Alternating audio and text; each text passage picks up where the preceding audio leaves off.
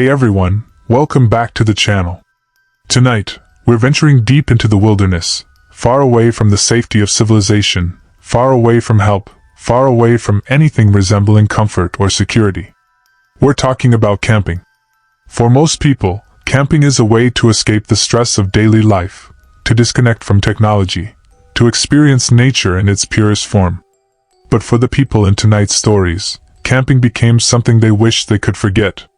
Something that fundamentally changed how they see the wilderness. Something that made them realize just how vulnerable we are when we're out there, surrounded by miles of forest, with nothing but thin fabric separating us from whatever's lurking in the darkness. The three stories you're about to hear are from people who went camping and encountered something that defied explanation. Something that made them question everything they thought they knew about the natural world. Before we begin, I need to warn you, these stories are deeply unsettling. If you're planning a camping trip anytime soon, you might want to reconsider. Or at the very least, you'll never look at the woods the same way again. Let's get into it. The three stories you're about to hear are from people who went camping and encountered something that defied explanation. Something that made them question everything they thought they knew about the natural world. Before we begin, I need to warn you, these stories are deeply unsettling. If you're planning a camping trip anytime soon, you might want to reconsider. Or at the very least, you'll never look at the woods the same way again. Let's get into it. Story 1, The Wendigo Lights.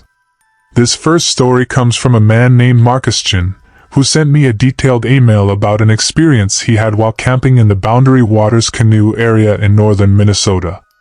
Marcus is a software engineer from Minneapolis, 34 years old, and by his own admission, he was never the outdoorsy type growing up.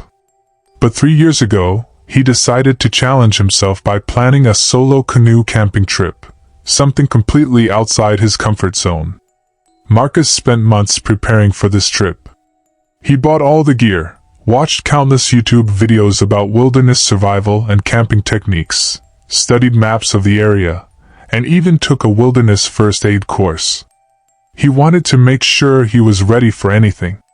Looking back now, Marcus told me, nothing could have prepared him for what he encountered out there. The Boundary Waters is a vast wilderness area spanning over 1 million acres along the Canadian border. It's famous for its pristine lakes, dense forests, and complete isolation. There are no roads, no cell phone service, no buildings, just endless wilderness. It's the kind of place where you can paddle for days without seeing another human being. That isolation was exactly what Marcus was looking for. He started his trip on a Monday morning in late September. The weather was perfect, crisp autumn air, bright sunshine, the leaves just starting to turn colors. Marcus launched his canoe from a public access point and began paddling into the wilderness. His plan was to spend 5 days and 4 nights camping on different lakes, portaging between them, completely self-sufficient. The first 2 days were incredible.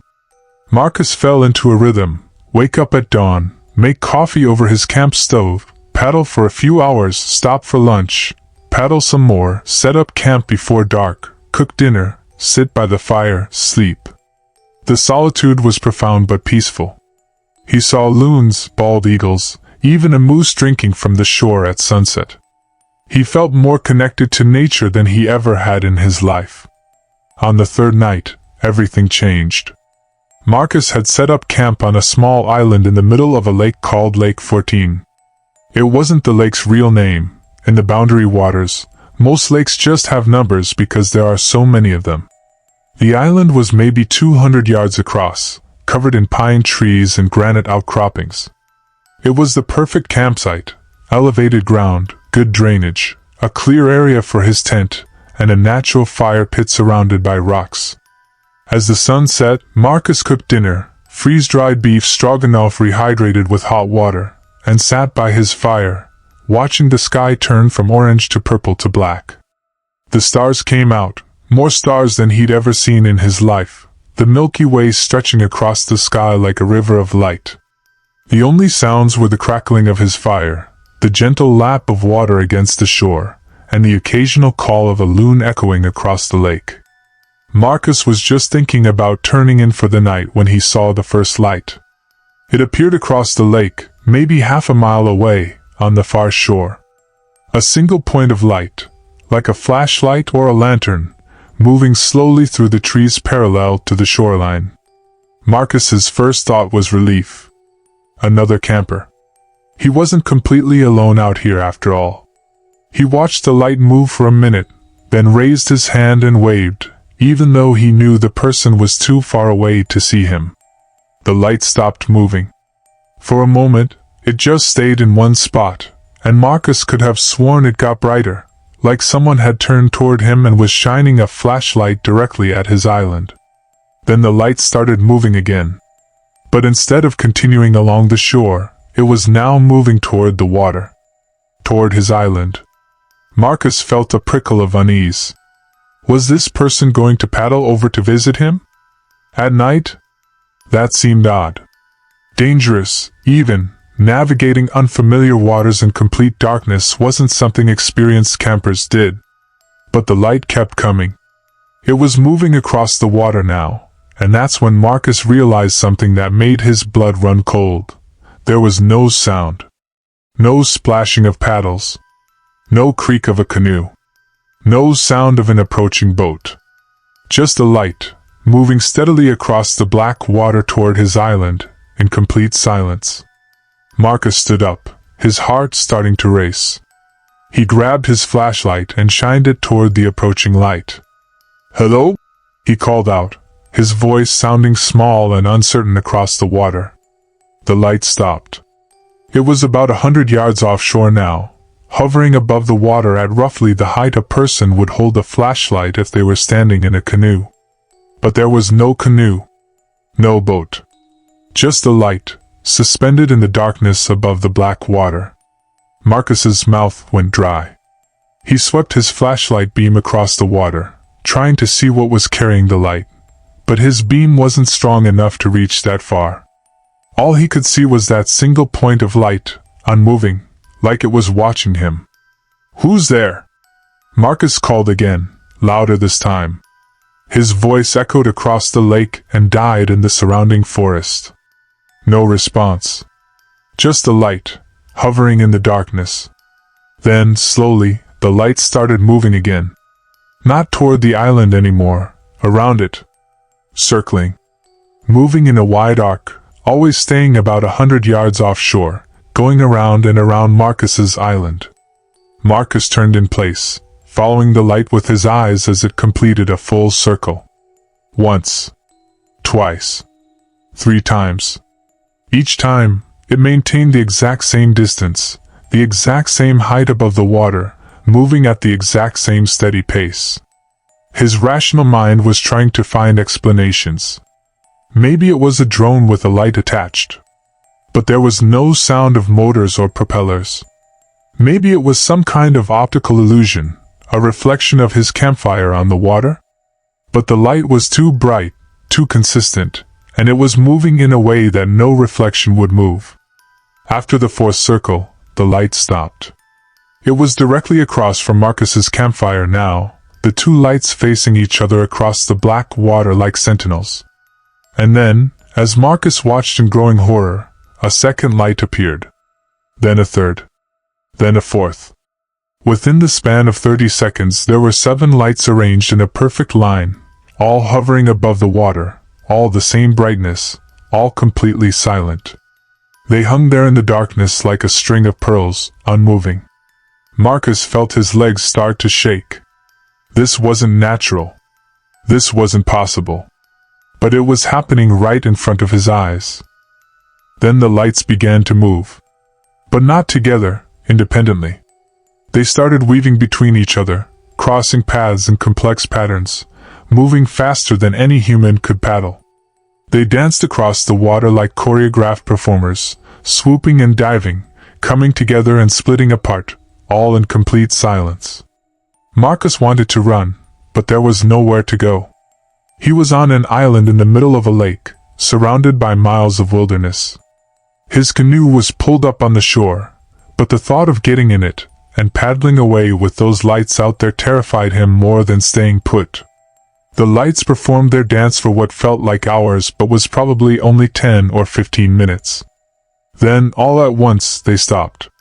They arranged themselves in that same perfect line again, facing Marcus's island. And then, one by one, they began to move toward him. Marcus stumbled backward, nearly tripping over his tent. The lights were approaching slowly but steadily, getting closer. 50 yards offshore. 40. 30. He could see them clearly now, and what he saw made no sense. The lights weren't being carried by anything. They weren't attached to anything. They were just there, floating in the air, glowing with a cold, blue-white light that seemed to pulse slightly, like they were breathing. 20 yards? 10 yards. The lights were almost at the shore now. Marcus grabbed the first thing his hand found, a paddle, and held it like a weapon, knowing how useless it would be against whatever these things were. He wanted to scream, to yell, to do something, but his voice was caught in his throat. The lights reached the shore. They stopped right at the water's edge, arranged in their perfect line, just a few feet from where Marcus's canoe rested on the rocks. And then they started to rise. Slowly, smoothly, the 7 lights lifted into the air, rising higher and higher until they were level with the treetops. They hung there for a moment, and Marcus could swear he felt them watching him, evaluating him, deciding something. Then, without warning, they shot straight up into the sky at incredible speed, disappearing into the stars so fast that Marcus couldn't track them.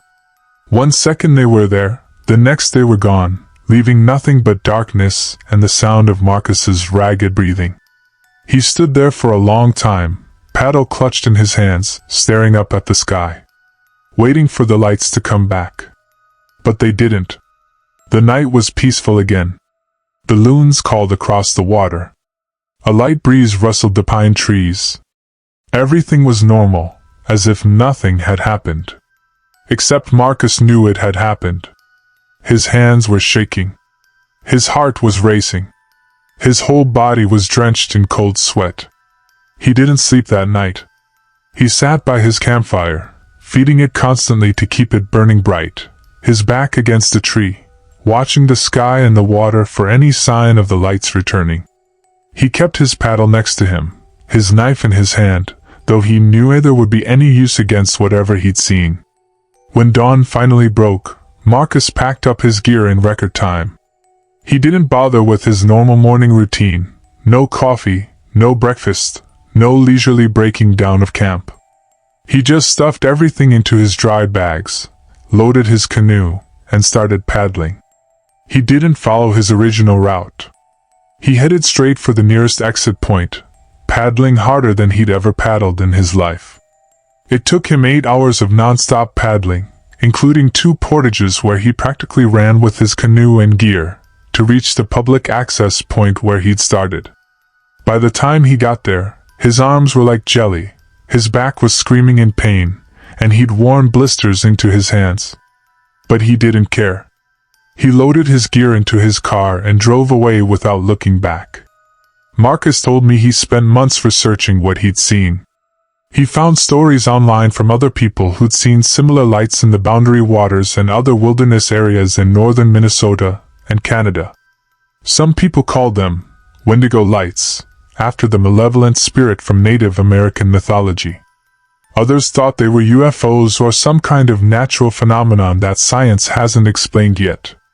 The Ojibwe people, who are native to that region, have legends about lights in the forest, spirits that lead travelers astray, that lure them deeper into the wilderness until they're hopelessly lost.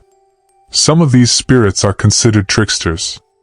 Others are thought to be genuinely malevolent, feeding on human fear. Marcus doesn't know what he saw that night. But he knows it wasn't normal. And he knows, with absolute certainty, that those lights were intelligent. They weren't random. The way they moved, the way they circled his island, the way they approached him, there was purpose behind it all. Intent. He told me he'll never go camping alone again. And he'll never set foot in the Boundary Waters, No matter how many people tell him what he saw was probably just some kind of natural phenomenon. Because Marcus knows the truth. Those lights weren't natural. They came from somewhere else. Something else. And they were looking for something that night on Lake 14. He just hopes they didn't find what they were looking for. Or worse, that they did.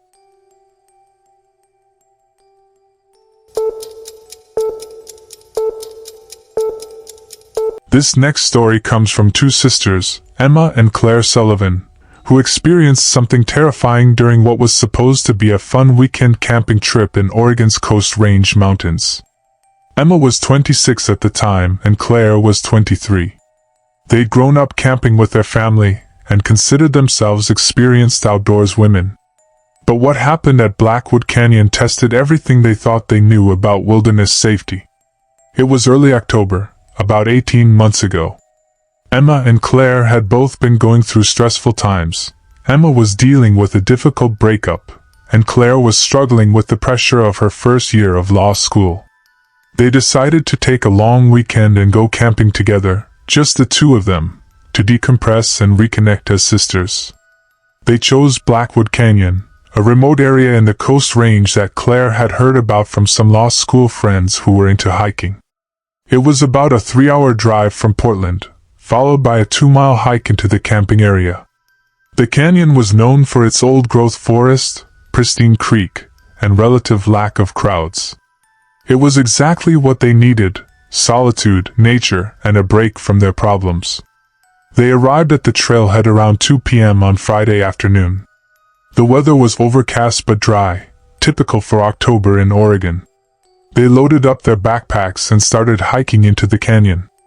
The trail was well maintained at first, winding through second-growth Douglas fir forest, but as they descended into the canyon, it became more primitive, just a narrow path through thick vegetation, marked occasionally by faded orange blazes on trees.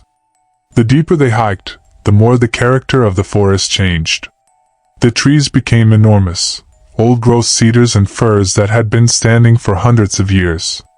The canopy was so dense that even though it was mid-afternoon, everything had a greenish twilight quality to it. Sound was different here too. Muffled. Like the forest itself was absorbing noise. Claire mentioned it first. "Is it just me, or is it really quiet in here?" Emma had been thinking the same thing. There were no birds singing.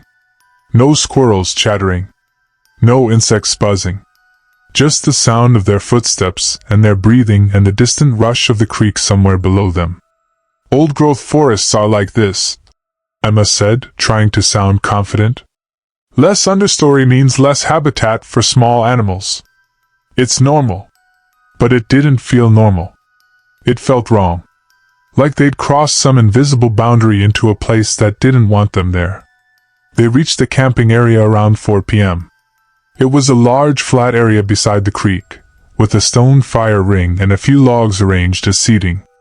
The creek was beautiful, clear water rushing over smooth rocks, creating small waterfalls and pools. In any other circumstances, it would have been the perfect campsite. They set up their tent in a spot that offered the best drainage, strung up a bare bag for their food, and gathered firewood before it got dark. By 6 p.m., they had a fire going and were cooking dinner, camp pasta with dried vegetables. As the sun set and darkness fell, they felt themselves starting to relax. The initial unease about the too quiet forest was fading. Maybe they'd just been imagining things. Around 8 p.m., as they sat by the fire drinking hot chocolate, Emma heard something that made her pause mid-sentence. Footsteps.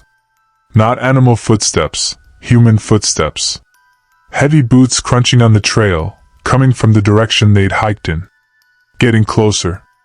"Are you expecting other campers?" Claire asked quietly.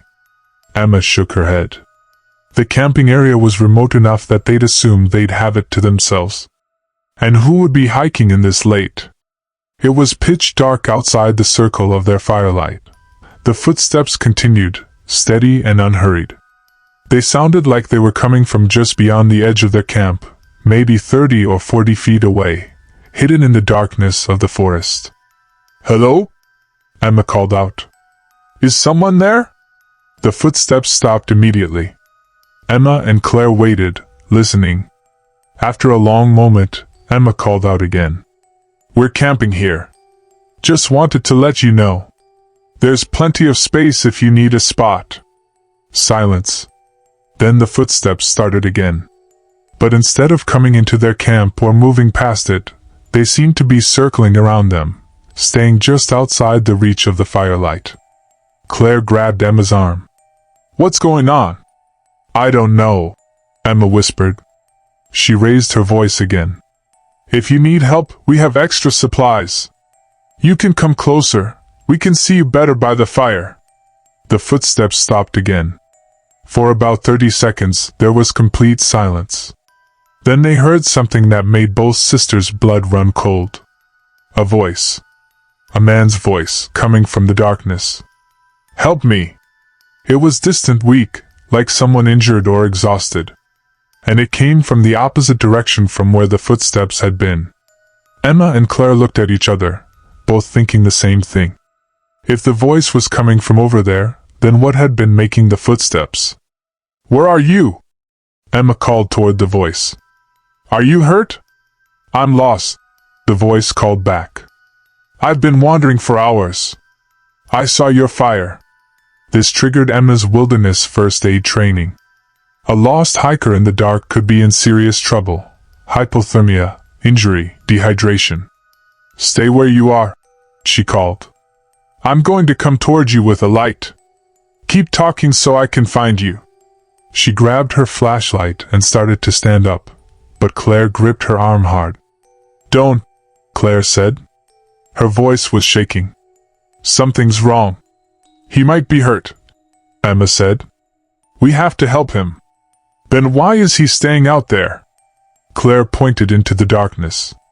"Why won't he come to the fire? And what was making those footsteps before he called out?" Emma hesitated. Claire was right. Something about this didn't add up. "Please," the voice called again. "I'm so tired. I just need to rest. Can I share your fire?" "Of course," Emma called back, sitting down again. "Come toward my voice. We're right here." But the voice didn't come any closer. Instead, it started moving. They could hear it, still calling out to them, but now it was circling around their camp, just like the footsteps had done. Always staying in the darkness. Never coming close enough for them to see who or what was speaking. "I'm trying," the voice said. "I can't find you. Everything looks the same. Where are you?" "We're right here," Emma shouted, frustrated and increasingly frightened. "You can see our fire. Just walk toward the light." The voice stopped moving. There was a long pause. Then it spoke again, and this time there was something different about it. Something flat and emotionless that hadn't been there before. "I can't come to the light," it said. "You have to come to me." Claire was already pulling Emma back toward their tent. "We need to get inside. Now." "But—" "Now, Emma." The urgency in Claire's voice made Emma move. They scrambled into their tent and zipped it closed, both of them breathing hard. They huddled together, listening. The voice called out again. "Why won't you help me? I'm lost. I'm scared. Please come find me." But the tone was all wrong. There was no real emotion in it. It sounded like someone reading from a script, hitting all the right words but not feeling any of them. Then the footsteps started again, circling the tent. Around and around, steady and unhurried. And every few circles the voice would call out from a different direction, always asking them to come out, to help, to join it in the darkness. This went on for hours. Emma and Claire sat in their tent, arms around each other, listening to the footsteps and the voice. Sometimes the voice would say things that almost made sense. "I have family waiting for me." Or, "I just want to go home." But sometimes it would say things that were clearly wrong. "I've been lost for 3 days." And then, 5 minutes later, "I've been lost for 3 weeks." The details kept changing, contradicting themselves, like whatever was speaking couldn't keep its story straight. Around midnight, something new happened. The footsteps stopped directly outside their tent. So close that if there had really been a person standing there, they would have been touching the fabric. They heard breathing. Heavy, labored breathing, like someone who'd been running. Then, slowly, they saw the shadow of a hand press against the tent wall from outside. The fabric dimpled inward with the pressure. The hand moved across the tent wall, as if feeling around, trying to figure out what was inside. Claire covered her mouth to muffle a scream. Emma reached for the knife she kept in her camping gear, gripping it with shaking hands. The hand continued to move across the tent, and Emma could see now that something was wrong with it. The shape was distorted. The fingers were too long, with too many joints, bending in ways that human fingers shouldn't bend. The breathing outside got louder. And then the voice spoke again, so close that Emma could feel the vibration of it through the tent fabric. "Let me in. It's cold out here. Let me in." Over and over, like a broken record. "Let me in. Let me in. Let me in." Emma and Claire didn't sleep. They sat there all night, holding each other, listening to whatever was outside their tent. Sometimes it circled. Sometimes it stood still. Sometimes it pressed against the tent walls, feeling around. And always that voice, saying the same things over and over, trying different approaches, different appeals. "I'm hurt. Help me. I'm scared. Don't leave me alone. I just want to come inside where it's warm. Why won't you let me in?" When the first light of dawn started to brighten the forest, the sound stopped. The footsteps. The voice. The breathing. Everything went silent. Emma and Claire waited until full daylight before they dared to unzip the tent and look outside. Their campsite looked exactly as they'd left it. The fire had died down to ash. Their gear was undisturbed. There were no footprints in the soft earth around the tent. No signs that anyone or anything had been there. They packed up their gear in frantic silence and hiked out of Blackwood Canyon as fast as they could move. They didn't talk about what happened. Not on the hike out. Not during the 3-hour drive back to Portland. Not for weeks afterward.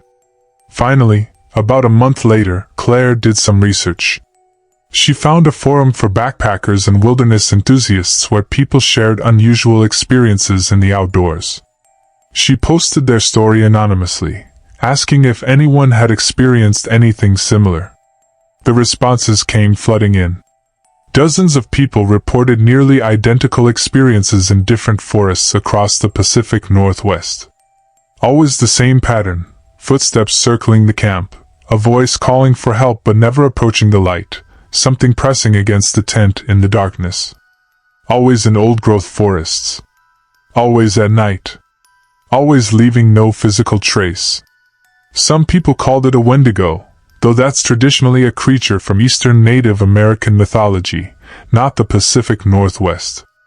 Others thought it was a Sasquatch or some other cryptid.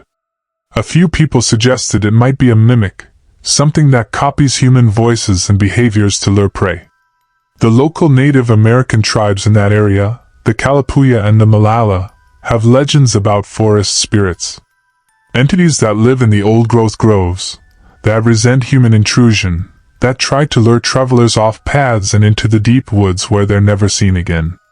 These spirits, according to the legends, can perfectly imitate human voices, can mimic the sounds of someone in distress, can make you believe they're a lost hiker who needs help.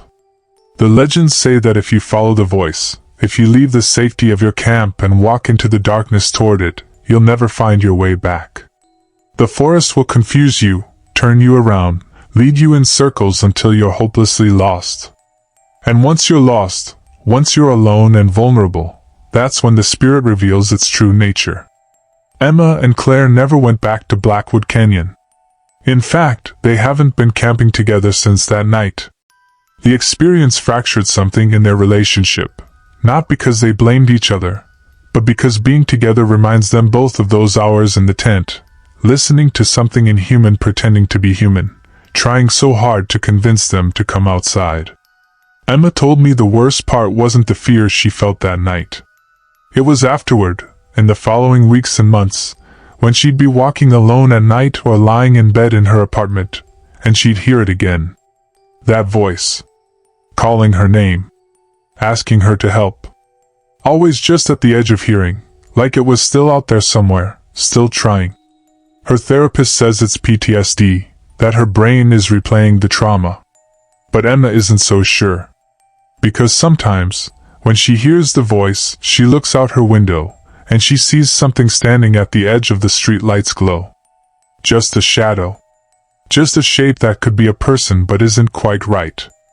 And it's always watching her apartment. Always waiting. Like it followed her home from Blackwood Canyon. Like it's patient. Like it knows that eventually, Emma will let her guard down, and when she does, when she opens her door to what looks like a person who needs help, it'll finally be invited in.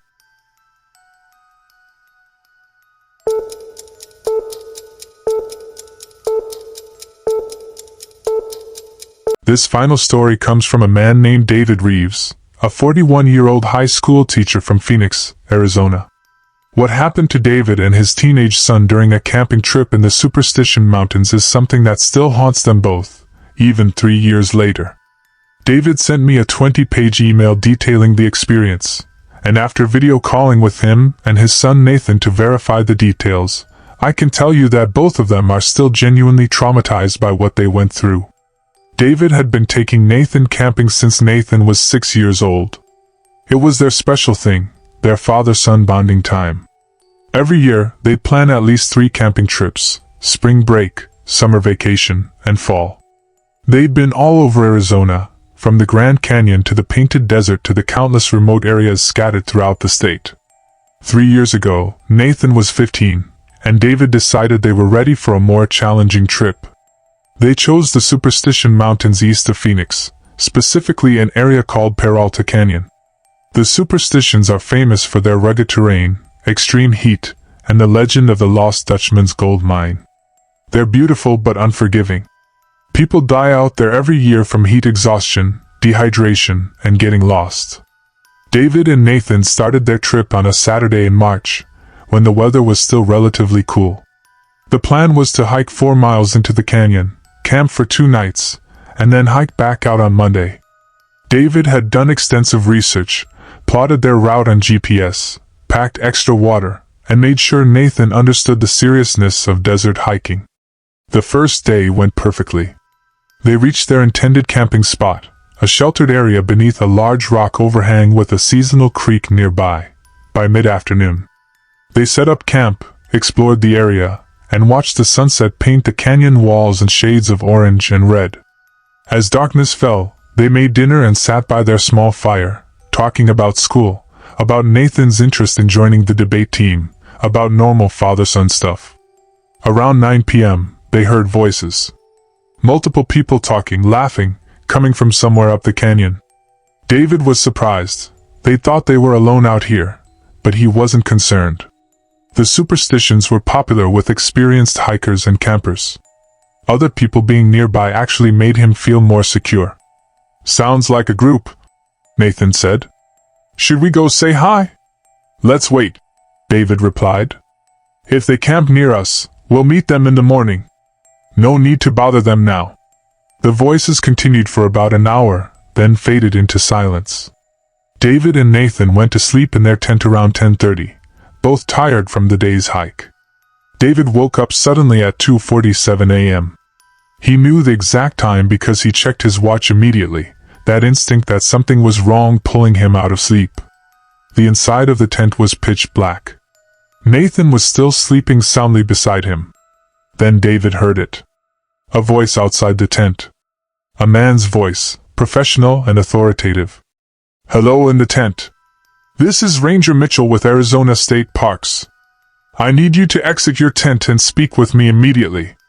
David's first thought was confusion. Why would a ranger be out here at 3 in the morning? Had something happened? Was there an emergency? He unzipped the tent and crawled out, careful not to wake Nathan. "Is everything okay?" he asked, looking around. His eyes hadn't adjusted to the darkness yet, and he couldn't see clearly. "We have a situation," the voice said.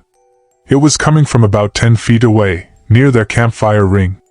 "There's been a report of mountain lion activity in this canyon. I'm evacuating all campers immediately for safety."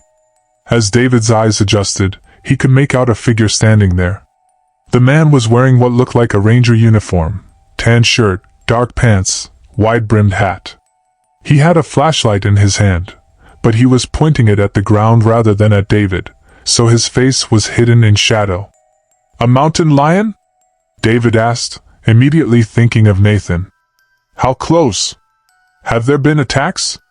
"I can't disclose details of an ongoing investigation," the ranger said.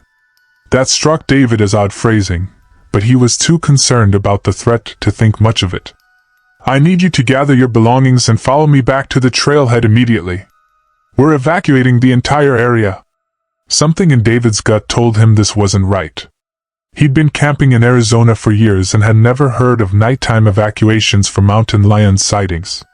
Mountain lions are generally afraid of humans and attacks are incredibly rare. "Can I see your identification?" David asked, trying to sound respectful but firm. The ranger didn't move. "Sir, this is an emergency situation. I don't have time to." "Show me your ID," David interrupted. "Just quickly. I need to know you're actually a ranger before I wake up my son and pack up our camp in the middle of the night." There was a long pause. The figure stood perfectly still. Then he started walking toward David. Not aggressively, just walking. But there was something wrong with his gait. It was too smooth, almost gliding, like his feet weren't quite touching the ground.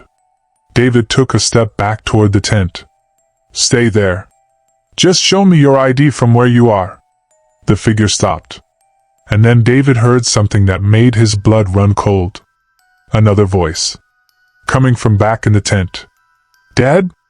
What's going on?" Nathan was awake.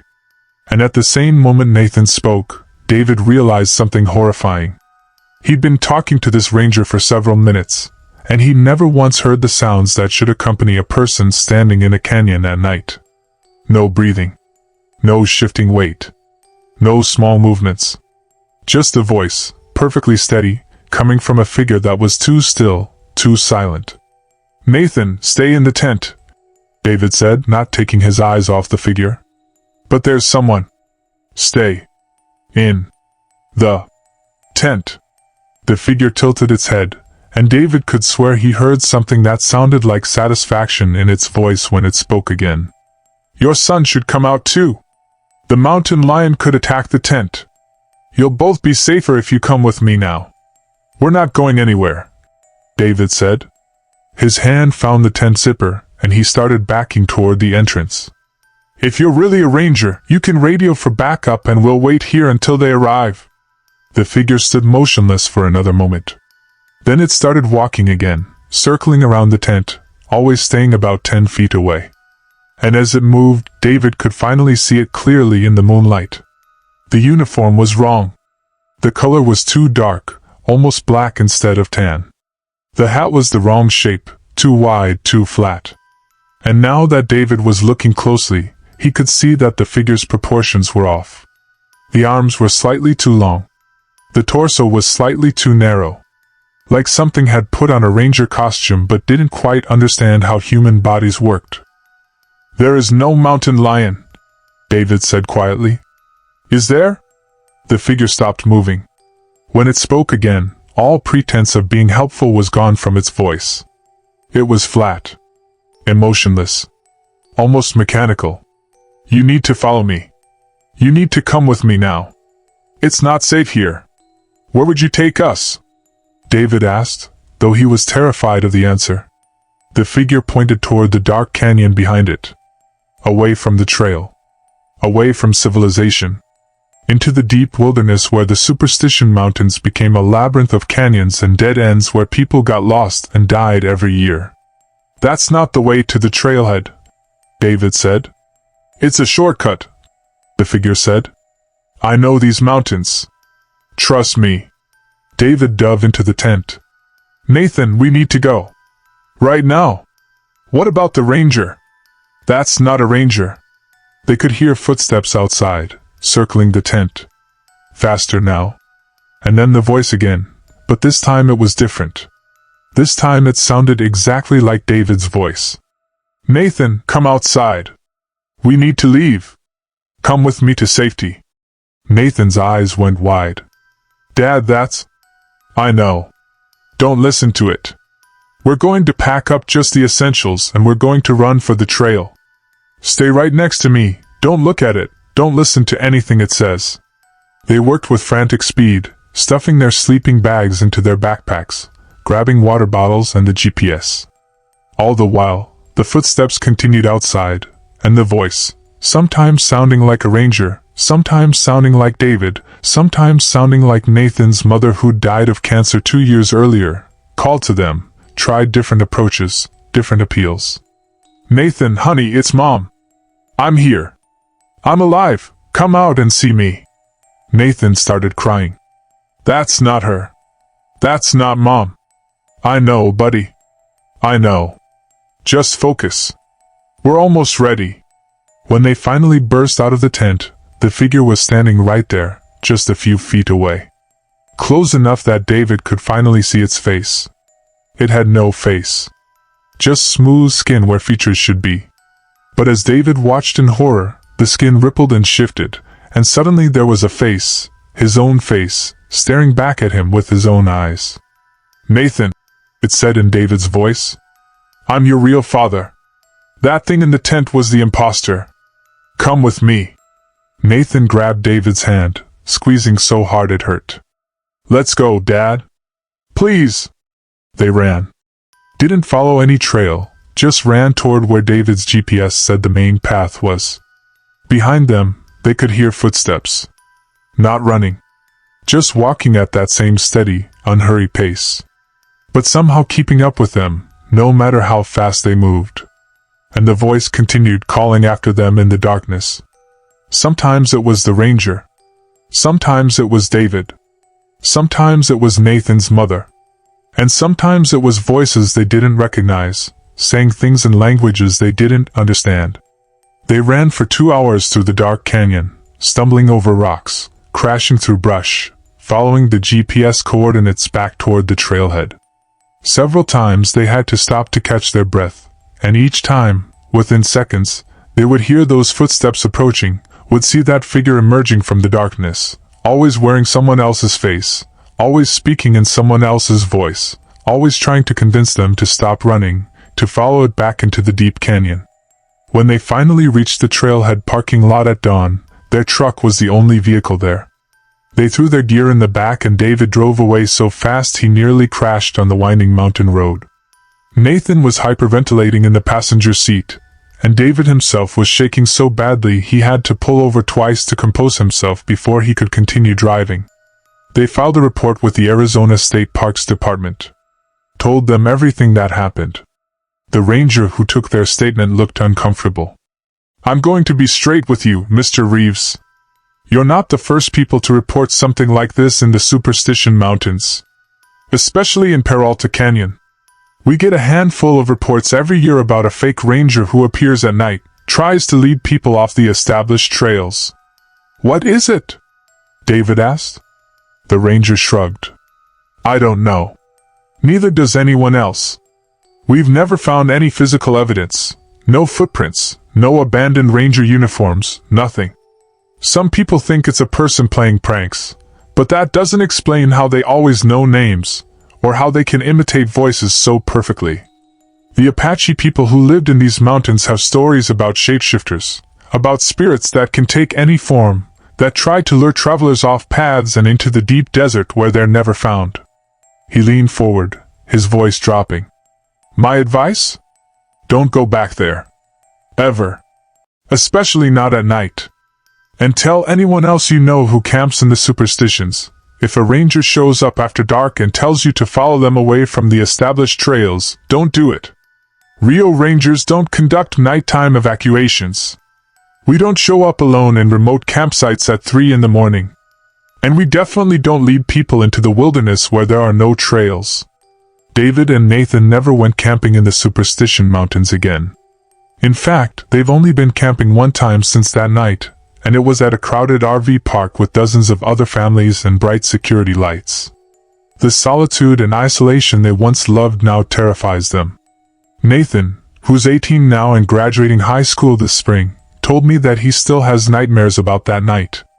About seeing his dad's face on something that wasn't his dad. About hearing his dead mother's voice calling to him from the darkness. About running through the canyon with those footsteps always right behind them, never getting tired, never giving up. David told me something that he's never shared with Nathan, something that still keeps him awake at night. During their panicked run back to the trailhead, there was a moment when they had to stop to catch their breath. David leaned against a rock, gasping for air, and he looked back the way they'd come. The figure was standing about 50 yards behind them, clearly visible in the moonlight. But it wasn't alone. There were others. Maybe a dozen of them, all wearing different costumes, hikers, campers, rangers, even what looked like Spanish conquistadors from centuries ago. All standing perfectly still, all facing David and Nathan. And David realized with horrifying certainty that these weren't different creatures. They were the same thing, the same entity, wearing all the different forms it had used over the years, all the different disguises it had worn to lure people into the deep desert. How many people had it successfully led astray? How many lost hikers in the Superstition Mountains had actually followed a helpful ranger who promised to show them a shortcut? How many had walked into that maze of canyons, following something that wore a familiar face and spoke in a trusted voice, only to realize too late that they'd been led somewhere they could never escape from? David doesn't know. Nobody knows. The Superstition Mountains have claimed dozens of lives over the years, people who went in and never came out, whose bodies were never found. The official explanations are always dehydration, heat stroke, getting lost in the confusing terrain. But David wonders how many of those people were actually killed by the desert. And how many were claimed by something else. Something that's been living in those mountains for longer than anyone knows. Something that's learned, over centuries, exactly how to mimic human voices, exactly what to say to make people trust it, exactly how to lead them away from safety and into the darkness where no one will ever find them. Those were 3 terrifying camping horror stories. Stories that remind us that the wilderness isn't always the peaceful escape we think it is. That sometimes, in those dark woods and remote canyons, there are things that shouldn't exist. Things that watch us, mimic us, try to lure us away from the safety of our campsites and into places where we'll never be found. Marcus will never forget the Wendigo Lights that danced across the lake in the Boundary Waters. Emma and Claire still hear the voice that circled their tent in Blackwood Canyon, always asking to come inside. And David and Nathan can't shake the memory of the ranger who wasn't a ranger, who wore David's face and spoke in his mother's voice, trying so hard to lead them into the desert to die. Which story scared you the most? The lights that moved with intelligence and purpose? The voice in the forest that mimicked someone who needed help?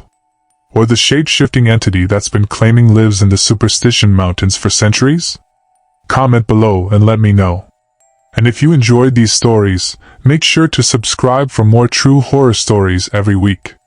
Hit that notification bell so you never miss a video. Stay safe out there. And if you're planning a camping trip, remember, if you see lights where lights shouldn't be, if you hear someone calling for help but they won't come into the firelight, if a ranger shows up in the middle of the night telling you to follow them away from the established trails, don't trust it. Don't follow it. And whatever you do, don't leave the safety of your camp until the sun comes up. Because the darkness in those wild places hides things that are older than we can imagine, smarter than we want to believe, and hungrier than we can understand. Until next time.